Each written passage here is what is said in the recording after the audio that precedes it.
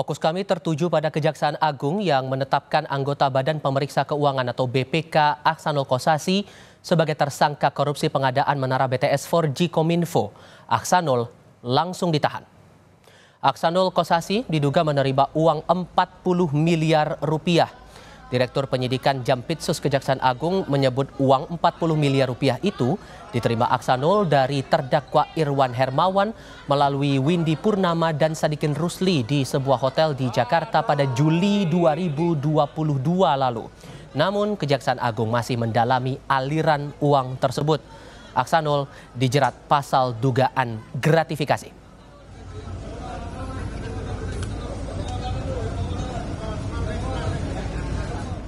Sekitar tanggal 19 Juli 2002, sekitar pukul 18.50 waktu Indonesia Barat, bertempat di Hotel Grand Hyatt, diduga Saudara Agyu telah menerima sejumlah uang sebesar kurang lebih 40 miliar dari Saudara IH melalui Saudara WP dan SR.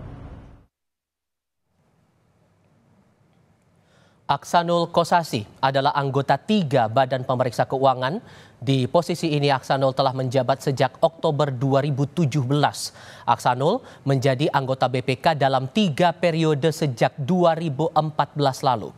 Sebelum menjadi anggota BPK, Aksanul adalah anggota DPR. Ia pernah menjadi Wakil Ketua Komisi 11 DPR RI dan Wakil Ketua Fraksi Partai Demokrat.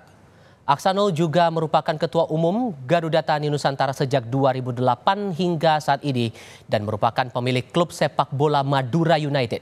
Sementara harta kekayaan Aksanul di laporan harta kekayaan penyelenggara negara tercatat senilai 29,6 miliar rupiah.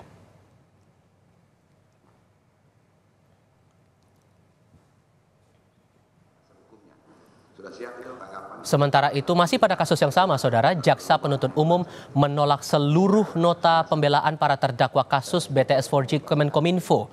Jaksa melalui Jaksa melalui replik menegaskan dan menguatkan 3 terdakwa yakni Jody Gerard Plate, Anang Ahmad Latif, dan Yohan Suryanto terbukti bersalah melakukan tindak pidana korupsi dalam dugaan kasus menara BTS 4G Kominfo. Melalui replik, Jaksa meyakini telah menyusun tuntutan berdasar pertimbangan yuridis dan penilaian objektif untuk menguraikan fakta hukum dari alat bukti yang sah. Sudah siap itu tanggapan itu tetap dengan tuntutan. Saya kira tidak terlalu banyak yang dibaca itu.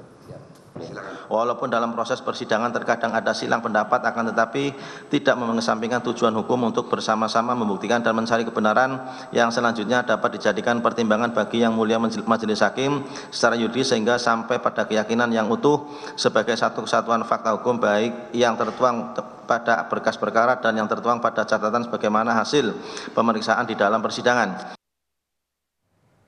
Lebih lanjut, setelah anggota BPK Aksanul Kossasi ditetapkan sebagai tersangka dan ditahan Kejaksaan Agung, akan kami tanyakan langsung kepada Kepala Pusat Penerangan Hukum Kejaksaan Agung, Ketut Sumedana. Pak Ketut, selamat sore, apa kabar Pak?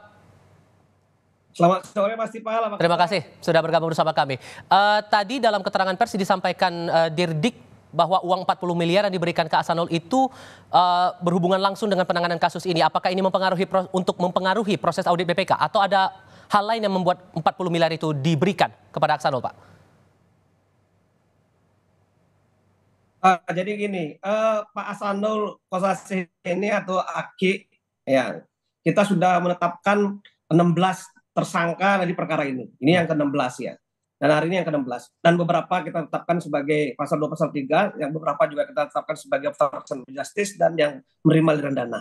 Nah, yang kita dalami dari kasus Aki ini adalah terkait dengan penerimaan dana ya terkait dengan hasil pemeriksaan BPK. Pada saat awal pemeriksaan ini kita lihat ada yang berbeda tentunya dengan hasil pemeriksaan kita di lapangan seperti itu. Oke. Dan tujuan pemberian uang itu untuk apa, Pak? Ya tujuan tadi bahwa hasil pemeriksaan kita tim penyidik di lapangan bahwa terlihat ada yang hasil pemeriksaan yang tidak diketemukan kerugian negara seperti itu. Sementara setelah kami lakukan pengecekan ternyata temukan adanya kerugian negara yang begitu signifikan. Apalagi setelah mengadang BPKP sangat terang-benderang ada kerugian negara sampai 8 triliun seperti itu. Nah, dari sini kita juga cocokkan dengan yang terungkap di persidangan ya, sebagaimana terungkap perkaranya IH ya, ternyata yang bersangkutan diduga menerima uang sebesar 40 miliar seperti itu. Pak, Sehingga apakah bukti kuatnya itu berdasarkan, maaf saya potong Pak Ketut, apakah bukti yang menguatkan itu berdasarkan dari keterangan dari terdakwa lain di persidangan, atau ada bukti lain yang menguatkan posisi Aksanul ini naik jadi tersangka, Pak? Kita dalam menetapkan seseorang sebagai tersangka, ya kita harus memegang tidak hanya alat bukti saksi, tapi juga hal-hal yang lain yang terkait dengan kegiatan pada saat penyerahan, apa yang efeknya terhadap suatu kasus ini, kan mulai dari sana semua. Jadi nggak bisa kita tanpa 183 KUHP ya, 2 alat bukti yang cukup menentukan seseorang sebagai tersangka. Tentu kita juga punya alat bukti lain di luar daripada saksi yang terungkap di persidangan seperti itu. Ini kan total sudah ada 16 tersangka yang terjerat dalam kasus BTS Kominfo ini, Pak. Ada kemungkinan bertambah lagi tersangka ini dan mungkinkah akan diusut lagi dari pihak-pihak BPK? Begini, ini baru permulaannya. Ketika kita baru mengangkat kasus ini di pasal 2, pasal 3 sampai ke JGP menjadi tersangka, ya teman-teman mendesak kita untuk mengungkap aliran dananya kemana saja. Ya, ketika kita juga sampaikan pada saat ini ada Aki yang menjadi tersangka, teman-teman juga pasti juga menginginkan hal yang lain juga. Tentu seperti apa yang saya sampaikan sebelumnya, perkara inti yang kita dapatkan dari hasil satu proses penyidikan,